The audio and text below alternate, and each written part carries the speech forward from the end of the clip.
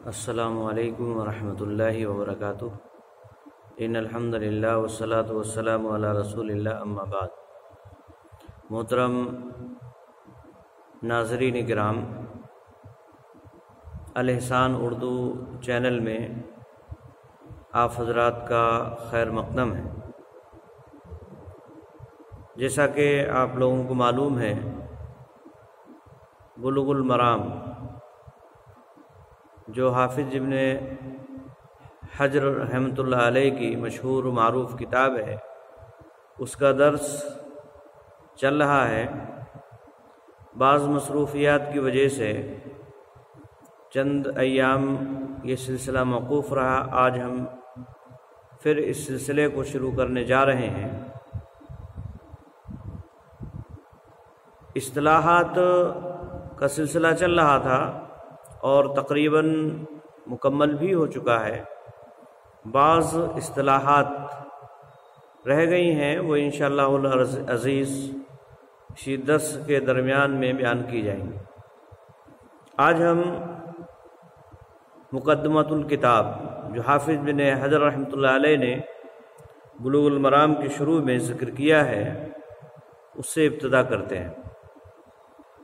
چنانچہ حافظ ابن حجر رحمۃ اللہ علیہ ارشاد فرماتے ہیں، بسم اللہ الرحمن الرحیم، الحمد للہ علی نعمہ الظاہرۃ والباطنۃ قدیما وحدیثا۔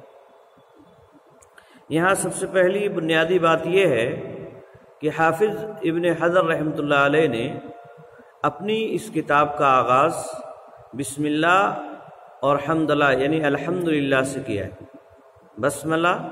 بسم اللہ کہنا اور حمدللہ الحمدللہ کہنا، یعنی یہ دونوں ہی چیزیں حافظ ابن حجر رحمۃ اللہ علیہ نے اپنی کتاب کی شروع میں رکھی ہیں۔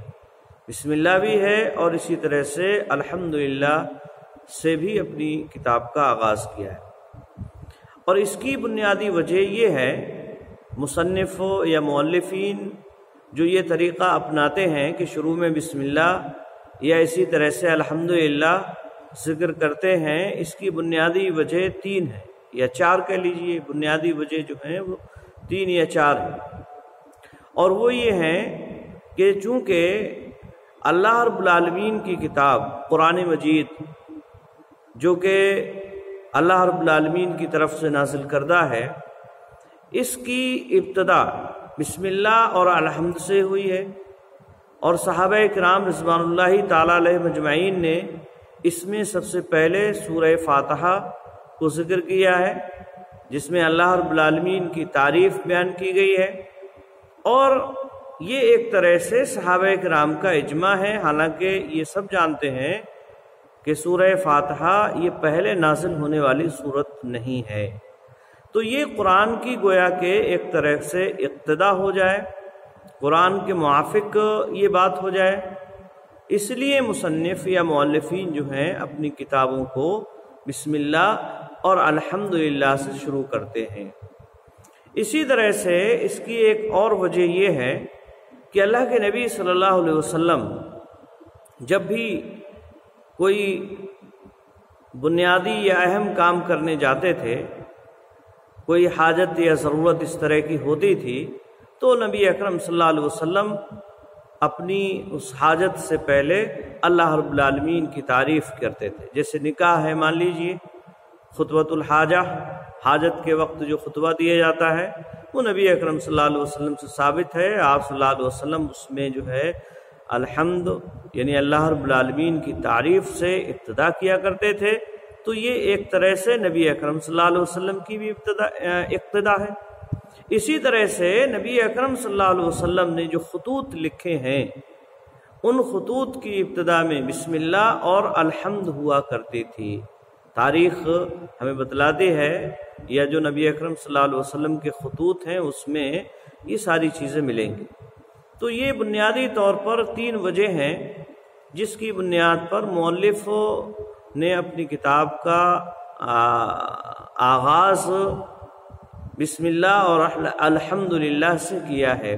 اسی طرح سے بسم اللہ کے تعلق سے یہ بات بھی کہی جا سکتی ہے کہ یہی وہ طریقہ ہے جو انبیاء علیہ الصلاۃ والسلام کا رہا ہے۔ چنانچہ حضرت سلیمان علیہ السلام نے ملکہ سبا کے نام جو خط لکھا تھا تو اس میں سب سے پہلے بسم اللہ الرحمن الرحیم کا تذکرہ کیا تھا۔ تو یہ بنیادی وجوہات ہیں۔ بہرحال مصنف نے اپنی کتاب کو کہتے ہیں الحمدللہ علی نعمہ الظاہرہ، الحمدللہ تمام طرح کی تعریف اللہ ہی کے لیے ہے، اس کی ظاہری اور باطنی نعمتوں پر، چاہے وہ گزری ہوئی ہوں یا آنے والی۔ یہاں الحمد میں جو ال ہے اس کے تعلق سے پہلے بات کر لی جائے، اور یہ ال جو ہے استحقاق یا استغراق کا کہلاتا ہے۔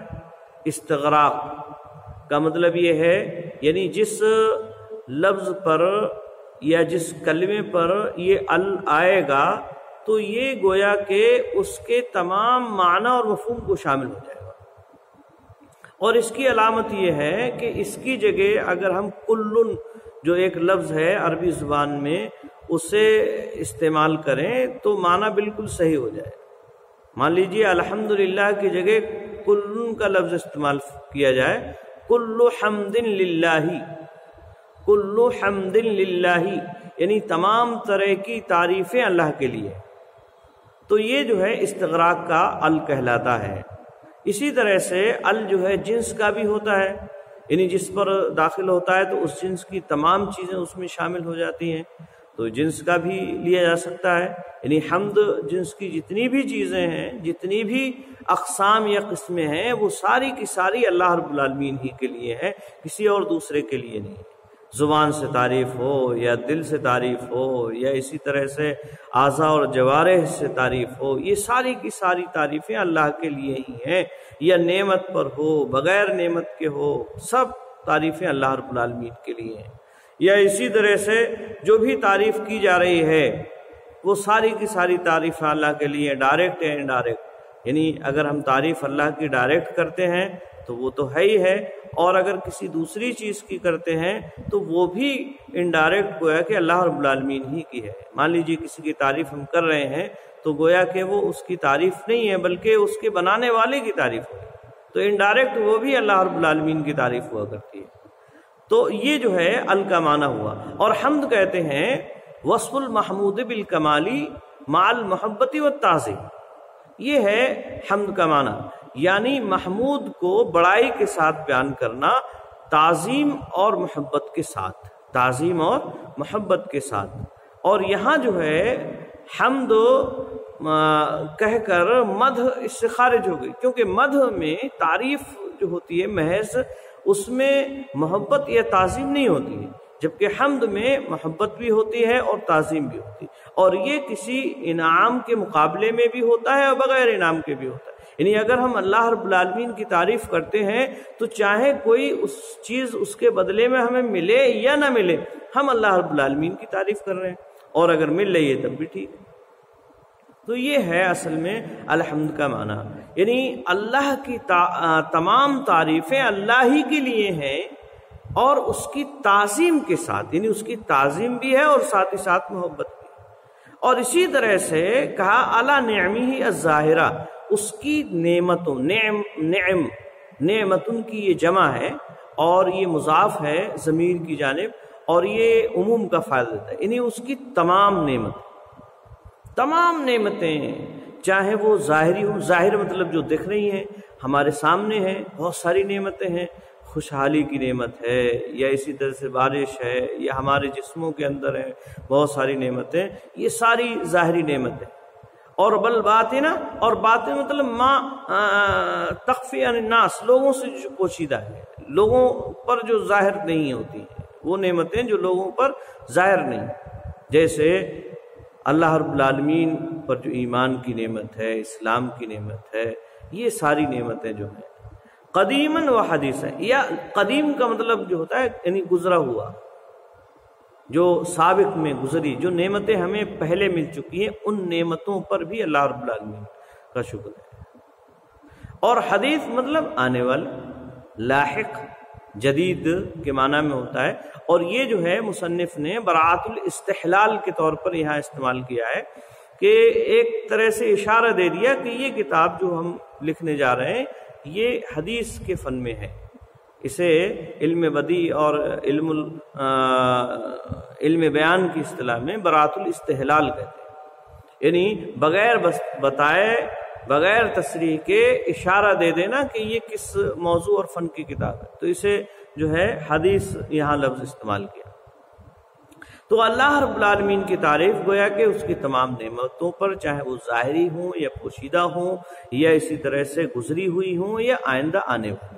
اس کے بعد کہتے ہیں والصلاۃ والسلام علی نبیہ و رسولہ محمد و آلہ و صحابہ الذین ساروا فی نصرۃ دینہ سیرا حثیثا. کہتے ہیں اور صلاۃ ہو و سلام ہو اور سلام ہو اس کے نبی اور اس کے رسول محمد صلی اللہ علیہ وسلم.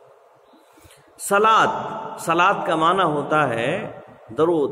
صلاۃ کا جو معنی اور مفہوم ہے عربی زبان میں، یہ اپنے متکلم کے اعتبار سے اس کے معنی اور مفہوم میں تبدیلی ہوتی ہے. اللہ رب العالمین کی جانب اگر اس کی نسبت کی جائے تو اس کا معنی فرشتوں کے درمیان نبی اکرم صلی اللہ علیہ وسلم کی تعریف کرنا، جیسے ان اللہ و ملائکتہ، یا اسی طرح سے فرشتوں کی جانب ہے تو اس کا مطلب ہے کہ فرشتے استغفار کرتے ہیں نبی اکرم صلی اللہ علیہ وسلم کے لیے یا رسول کے لیے. اور جب بندوں کی جانب اس کی اسناد ہو تو اس کا مطلب ہوتا ہے دعا. والصلاۃ یعنی اور دعا ہو، والسلام اور سلامتی ہو. دعا ایک معنی بعض لوگوں نے اس کا رحمت بھی لیا. صلاۃ کا جو معنی ہے بعض علماء نے، بعض لوگوں نے رحمت بھی لیا ہے، لیکن یہاں جو ہے دعا زیادہ مناسب رہے گا، کیونکہ رحمت یہ بعض آیات کے اندر دونوں ایک دوسرے کے مقابلے میں بھی استعمال ہوا ہے. مغایرت کی طرح یعنی عطف ہوا ہے. رحمت صلاۃ پر جو ہے رحمت کا عطف بھی ہوا ہے قرآن مجید، لہذا دعا کے معنی میں اسے لیا جائے. یعنی والصلاۃ والسلام، اور دعا ہو اور سلامتی. اور سلامتی مطلب یعنی ہر طرح کی مکروہ چیز، السلام یعنی سلامتی ہو ہر طرح کی مکروہ ناپسندیدہ چیز. اور ناپسندیدہ چیز دنیا کے اندر اگر آپ صلی اللہ علیہ وسلم تھے تو ہر طرح کی بیماری ہیں، بلائیں ہیں، مصیبتیں ہیں، پریشانیاں ہیں، رزق وغیرہ کی تنگیاں ہیں، یہ ساری چیزیں. اور جب اس دنیا سے چلے گئے تو پھر اس کا مفہوم یہ ہے کہ یعنی آپ کی جو قبر ہے اس کے ساتھ کسی بھی طرح کی کوئی چھیڑ چھاڑ نہ کی جائے، آپ کے دین کے ساتھ کسی بھی طرح کی کوئی چھیڑ چھاڑ نہ ہو، یعنی سلامتی ہو ہر اعتبار سے آپ صلی اللہ علیہ وسلم. جیسے ایک زمانے میں بہت مشہور و معروف بات ہے، سلطان زنگی کے زمانے میں غالباً یہ بات ہے کہ دو لوگ اللہ کے نبی صلی اللہ علیہ وسلم کی قبر کو کھودنے کے لیے مدینہ کے اندر داخل ہو گئے، اور انہوں نے دور سے جو ہے قبر کو کھودنا شروع کر دیا.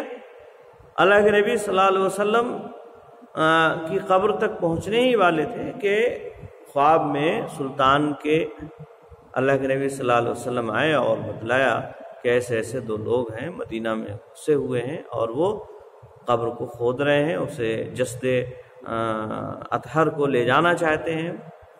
اور پھر سلطان نے اس کی حفاظت فرمائی، ان لوگوں کو پکڑ لیا گیا. بہرحال تو یہ تمام طرح کی چیزوں سے نبی اکرم صلی اللہ علیہ وسلم کے لیے سلامتی کی دعا.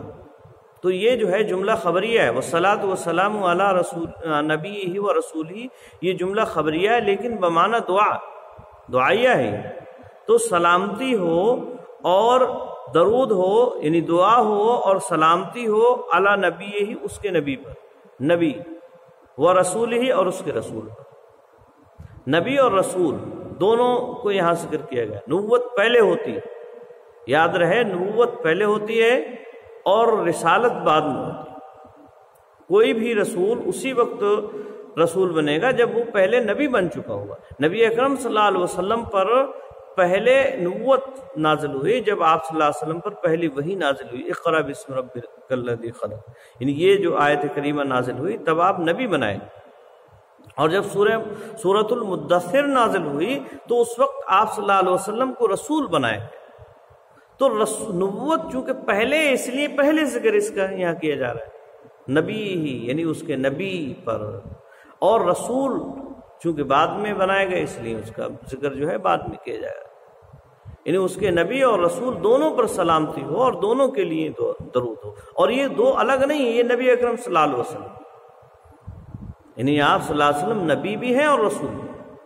یاد رہے نبی اور رسول میں عموم اور خصوص مطلق کی نسبت ہوتی ہے، ہر رسول نبی تو ہوتا ہے لیکن ہر نبی رسول نہیں ہوتا۔ بہت سارے انبیاء ایسے ہیں جو رسول نہیں ہیں، لیکن جتنے بھی رسول ہیں وہ تمام کے تمام انبیاء بھی ہیں، وہ تمام کے تمام نبی بھی ہیں، تو تھوڑا سا یہ فرق ہوتا ہے۔ اور اس میں بنیادی طور پر یہ سمجھ لیجئے کہ نبی اس کو کہتے ہیں جو پہلے کی شریعت، جو پہلے نازل ہو چکی شریعت ہے، اس شریعت کی تجدید کے لیے آتا ہے، یعنی اس کی تجدید، اس کی اندر جو خرابیاں لوگوں نے پیدا کر دی ہیں تو اس خرابی کو دور کرنے کے لیے نبی آیا کرتے۔ بنی اسرائیل میں سے بہت سارے انبیاء اسی قبیل سے تھے، اور رسول اسے کہتے ہیں جو نئی شریعت لے کر آتا ہے، نئی شریعت لے کر آتا ہے، جیسے حضرت موسیٰ علیہ السلام، حضرت داؤد علیہ السلام، حضرت عیسیٰ علیہ السلام، اور اس سے پہلے حضرت ابراہیم علیہ السلام ہیں، یا اسی طرح سے حضرت نوح، اور آخر میں نبی اکرم صلی اللہ علیہ وسلم۔ یہ نئی شریعتیں لے کر آئے، اور ان کے علاوہ بہت سارے جو لوگ تھے وہ تورات کے اندر جو خرابیاں لوگوں نے پیدا کر دی تھی بنی اسرائیل نے، ان کے درستگی کے لیے آئے، ان کی کمی کو دور کرنے کے لیے آئے۔ تو یہ جو ہے بنیادی طور پر نبی اور رسول میں فرق ہے۔ تو یاد رہے نبی اور رسول، یہاں اللہ کے نبی دونوں ہیں، اس لیے دونوں ہی کا ذکر کیا گیا۔ والصلاۃ والسلام علی نبی، اور دعا ہو اور سلامتی ہو اس کے نبی پر اور اس کے رسول محمد صلی اللہ علیہ وسلم، یعنی اس کے نبی اور اس کے رسول محمد صلی اللہ علیہ وسلم۔ وہ آلہ، اور آپ کی آل پر، یعنی آپ پر تو سلامتی ہو اور دعا ہو، ساتھ ہی ساتھ آپ کی آل کے لیے بھی۔ آل کسے کہتے ہیں؟ آل کہتے ہیں آدمی کے جو اس کے قریبی ہوتے ہیں، لیکن یہاں مراد وہ ہوں گے جو اس کے قریبی ان لوگوں میں سے ہیں جو ایمان لائیں، یعنی جو قریبی ہیں وہ جو ایمان لائیں، آپ صلی اللہ علیہ وسلم کے خاندانی جو آپ پر ایمان لائے وہ آپ کی آل۔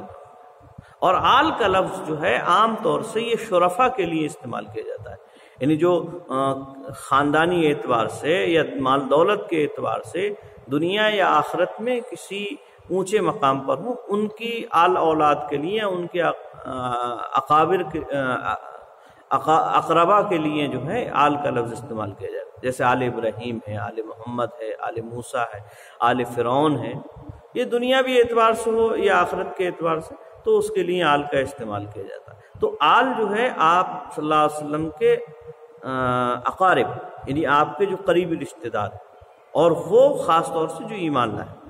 اور اگر صحاب کا لفظ چونکہ آ رہا ہے اس لیے یہ معنی کیا جا رہا ہے، ورنہ تو آل سے مراد تمام متبعین، قیامت تک آپ صلی اللہ علیہ وسلم کی اتباع کرنے والے جتنے بھی لوگ ہیں وہ سب آپ کی آل میں داخل۔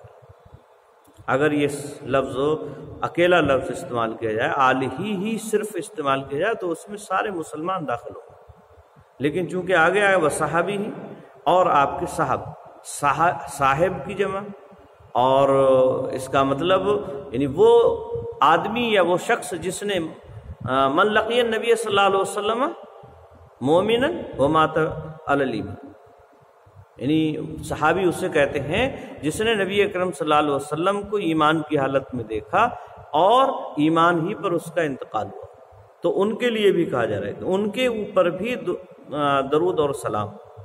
سارو فی نصرت دینہ سیرن حثیثا، وہ چلے، الذین سارو، الذین یعنی یہ صفت ہے گویا کہ صحابہ کرام اور جو آپ کی آل سے، الذی سارو فی نصرت دینہ سیرن حثیثا، یعنی جو آپ کے دین کی مدد میں تیز چال چلے، سیرن حثیثا چال، اور حثیث مطلب تیز چال چلے، سارو یعنی آپ کی ہر طرح سے انہوں نے مدد کی، ان لوگوں پر سلامتی ہو اور ان کے لیے دعا ہو، وعلی اتباعہم اور ان کے متبعین پر، اور یہ متبعین کون؟ یعنی صحابہ کرام کے اور اسی طرح سے آل کے، یعنی آپ کی جو آل کے ہیں یا اسی طرح سے صحابہ کرام کے متبعین ہیں ان پر بھی درود و سلام، وعلی اتباعہم، اتباع تابع کی جمع ہے، تابعین،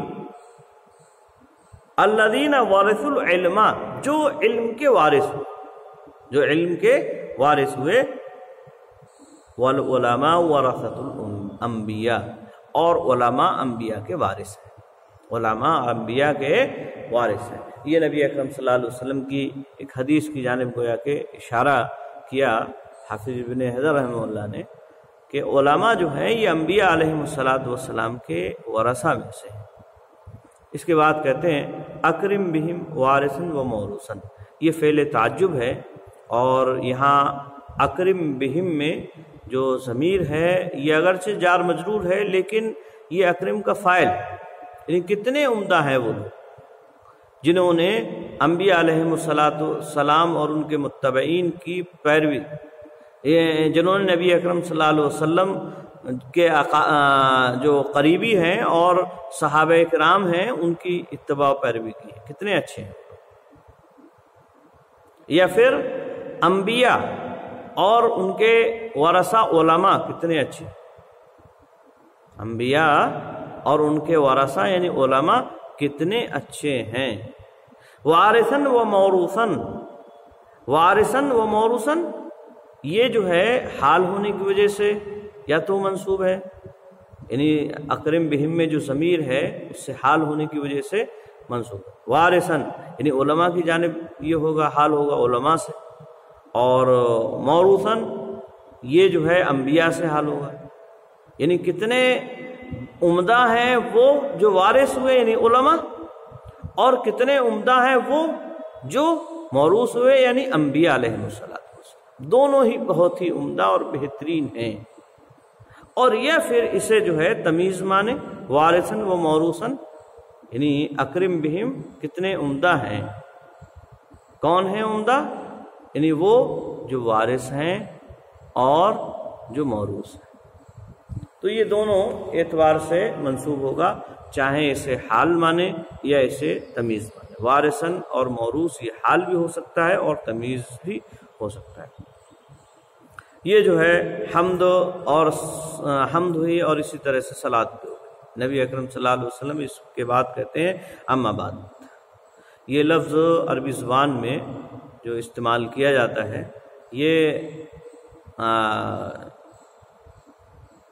تمہید سے اصل مقصد کی جانب منتقل ہونے کے لیے گویا کہ استعمال کیا جاتا ہے۔ اما بعد اے بعد التمہید یا بعد الحمد والصلاۃ، یعنی تمہید کے بعد یا حمد اور صلاۃ کے بعد، ٹھیک ہے۔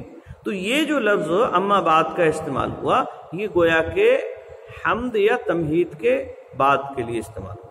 فہذا کہتے ہیں فہذا مختصر، پس یہ مختصر ہے۔ فہذا اے فہذا کتاب مختصر، یہ مختصر کتاب ہے۔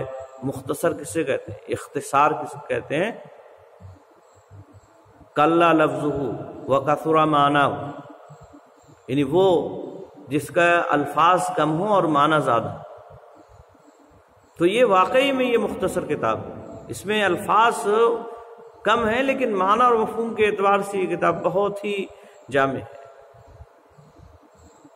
ہر انسان کے لیے فائدہ مند ہے، چاہے مبتدی ہو یا منتہی ہو، ہر ایک کے لیے جو ہے یہ فائدہ مند ہے۔ کہتے ہیں فہذا مختصر، یہ مختصر ہے، یشتمل علی اصول الادلہ، جو مشتمل ہے حدیثی دلائل کے اصول، بنیادی اصول۔ اصول اصل کی جمع ہے اور اصول کہتے ہیں مطلب جو منتخب ہو۔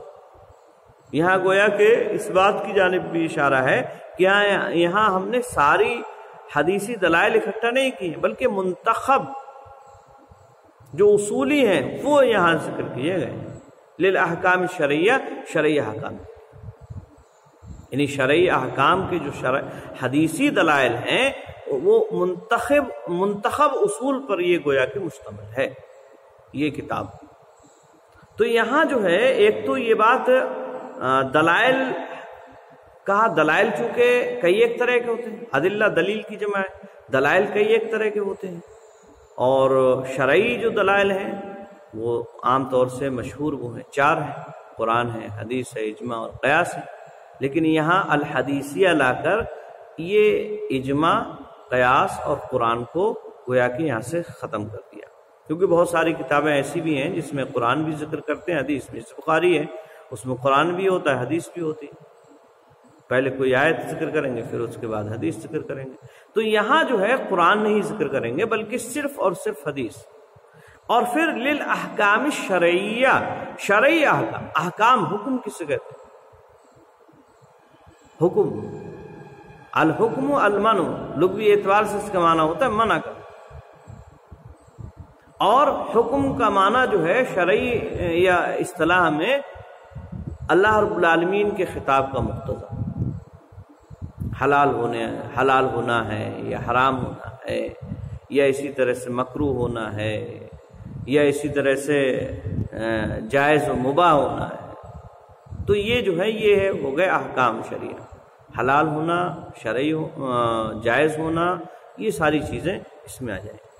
یعنی یہ مختصر کتاب حدیثی دلائل کے اصول اور بنیادی اصول پر مشتمل ہے جو احکام شریعہ کے لیے ہیں۔ احکام شریعہ یعنی تمام دوسرے جو عقائد وغیرہ ہیں وہ یہاں بحث نہیں ہو۔ حررتہ تحریرا بالغا، اس کے بعد حافظ ابن حجر رحمہ اللہ کہتے ہیں حررتہ تحریرا بالغا، میں نے اسے با مقصد، بالغا مطلب مقصد تک پہنچنے والی، میں نے اسے با مقصد تحریر بنا کر تحریر کیا، لکھا ہے، یعنی با مقصد ہے، یہ اپنے مقصد کو پہنچنے والی۔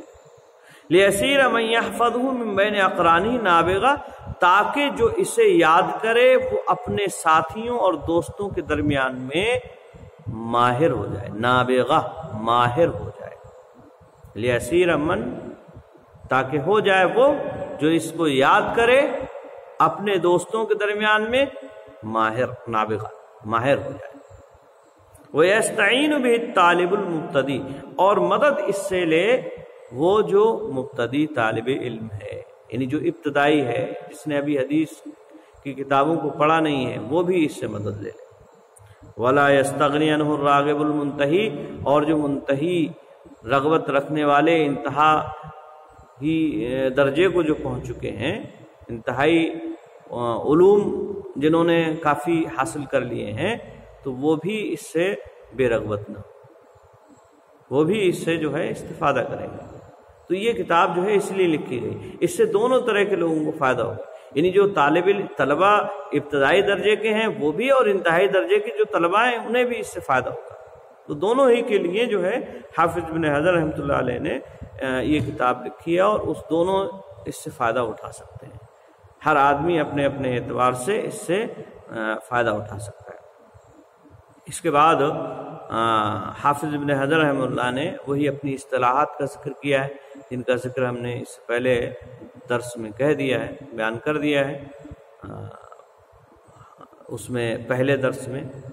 چنانچہ کہتے ہیں وقد بینت عقب کل حدیث من اخرجہ من الائمہ، اور میں نے بیان کر دیا، کہتے ہیں وقد بینت عقب کل حدیث، اور میں نے ہر حدیث کے آخر میں بیان، عقبہ مطلب آخر، میں نے بیان کر دیا ہے ہر حدیث کے آخر میں، کس کو بیان کر دیا؟ من اخرجہ من الائمہ، اس کو جو ائمہ کرام میں سے اس حدیث کا بیان کرنے والا ہے۔ اخرجہ، اخرجہ یا تخریج یا روا، یہ سب ایک ہی معنی اور مفہوم میں استعمال ہوتے ہیں، اور ان کا معنی ہوتا ہے بیان کرنا، یعنی جس نے اس حدیث کو اپنی کتاب میں بیان کیا۔ اس سے پہلے یہ بات بیان کی جا چکی ہے کہ یہ بلوغ المرام یا اسی طرح سے مشکات وغیرہ یا عمدۃ الاحکام، یہ اس طرح کی جو کتابیں ہیں یہ مصادر کی کتابیں نہیں، اصل کتابیں یہ نہیں ہیں، یہ تو اصل کتابوں میں سے چن چن کر احادیث کو اکٹھا کر دیا گیا ہے۔ تو جہاں اصل جو کتاب ہے اس کا میں نے ذکر کر دیا۔ حافظ ابن حجر یہ رحمہ اللہ یہ کہنا چاہ رہے ہیں، یعنی جس امام نے اس حدیث کو بیان کیا ہے اس کا ذکر میں نے حدیث کے آخر میں کر دیا ہے کہ اس حدیث کو اس نے کیا ہے، روایت کیا ہے۔ لِإِرَادَةِ نُصْحِ الْأُمَّةِ، اور اس میں کیا ہے فائدہ؟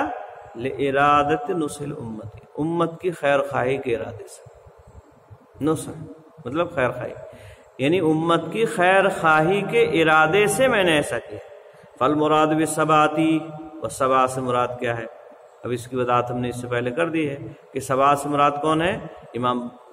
امام احمد ہیں، امام بخاری ہیں، امام مسلم ہیں، ابو داؤد، نسائی، ترمذی، ابن ماجہ وغیرہ، یہ 7 لوگ جو ہیں اس سے مراد ہوں۔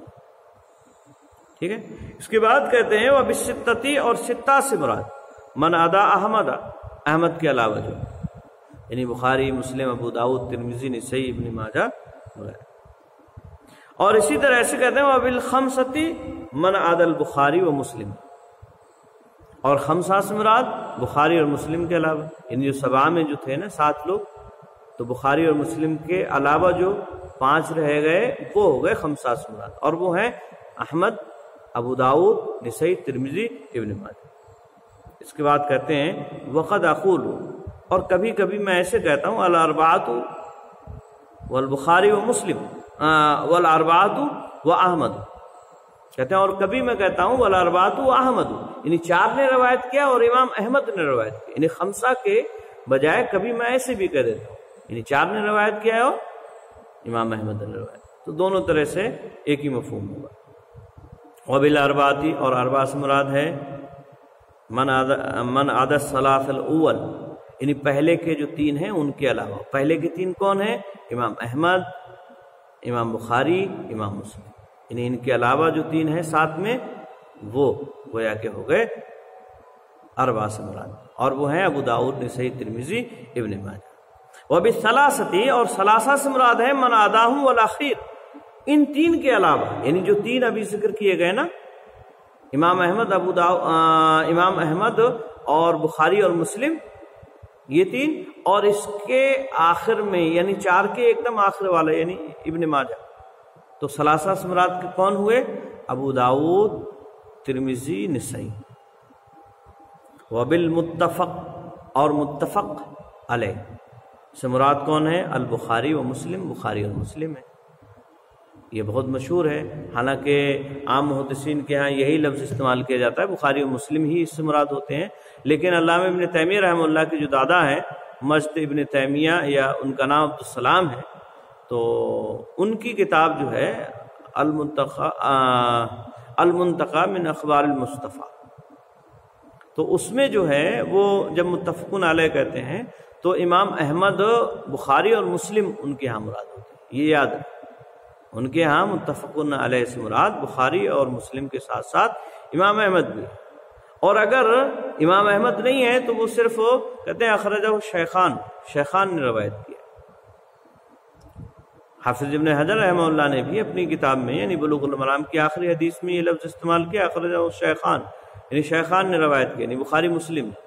تو یاد رہے بخاری اور مسلم کو متفقون علیہ بھی کہتے ہیں اور اخرجہ شیخان بھی کہتے ہیں، لیکن دونوں میں بنیادی طور سے تھوڑا سا فرق ہے کہ متفقون علیہ ایسی حدیث ہوگی عام طور سے جس کے راوی ایک ہوں، یعنی مسلم میں بھی وہی راوی ہوں اور بخاری میں بھی وہی راوی ہوں، الفاظ تھوڑے موڑے اگر بدل جائیں تو وہ ایک الگ بات ہے، لیکن راوی دونوں ایک ہی ہونا چاہیے، تو وہ روایت متفقون علیہ ہوگی، اور اگر راوی ایک نہیں ہے تو پھر وہ اخرجہ شیخان ہوگا، یعنی مفہوم ایک ہے لیکن راوی ایک نہیں ہے، مثلا بخاری میں ابو ہریرہ سے ہے اور مسلم میں حضرت انس رضی اللہ تعالیٰ عنہ سے ہے، تو ایسی صورت میں یہ روایت جو ہے اخرجہ شیخان ہوگی، متفقون علیہ اسے نہیں کہا جائے گا، تو یہ عموم اور خصوص کی مطلق ہے، نسبت ہے، اخرجہ شیخان یہ گویا کہ عام ہوگا اور متفقون علیہ یہ تھوڑا سا اس معنی کر کے خاص ہوگا۔